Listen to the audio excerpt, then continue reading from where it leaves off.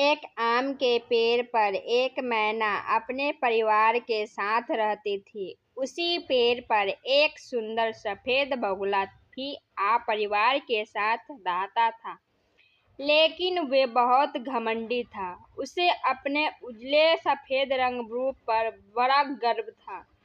जंगल की कहानी। मन सुंदर तो सब सुंदर।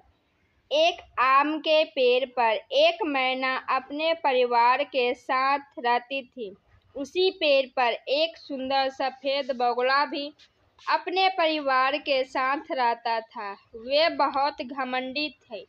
उसे अपने उजले सफेद रंग पर बड़ा गर्व था। बगुले ने अपने परिवार से कह रखा था कि कोई भी उस मनमैली बुरी मैना और उसके परिवार से बात नहीं करेगा। कभी गलती से अगर मैना के बच्चे बगुले के बच्चों से खेलने आ भी जाते तो घमंडी बगुला उन्हें कभी गलती से अगर मैना के बच्चों बगुले के बच्चों से खेलने आ भी जाते तो घमंडी बगुला उन्हें चोंच मारकर भगा देता था। लेकिन मैना ने कभी इस बात का बुरा नहीं माना। कई बार जब बगुले जोड़ी को लौटने में देर हो जाती थी तो मैना अपना थोड़ा सा खाना बचाकर बगुले के बच्चों को भी खिला देती थी। लेकिन घमंडी बगुले पर मैना के प्यार का कोई असर नहीं होता था। एक बार मैना ने बगुले को यह भी कहते सुना कि उसका परिवार कितना उजला सफेद लंबा है और सुंदर है, और मैना का परिवार कितना बदसूरत छोटा भूरा और काला भी है। यह सुनकर मैना दुखी जरूर हो गई, लेकिन फिर भी उसने बगुले को कभी बुराई नहीं की। एक दिन की बात है। बारिश का मौसम था।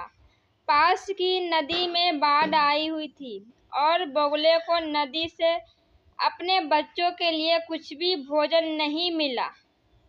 मजबूरन होकर बगुला माता पिता बहुत दूर के तालाब में खाना ढूंढने चले गए। शाम होने लगी, लेकिन बगुला जोड़ी नहीं लौट पाए। बारिश तेज होने लगी।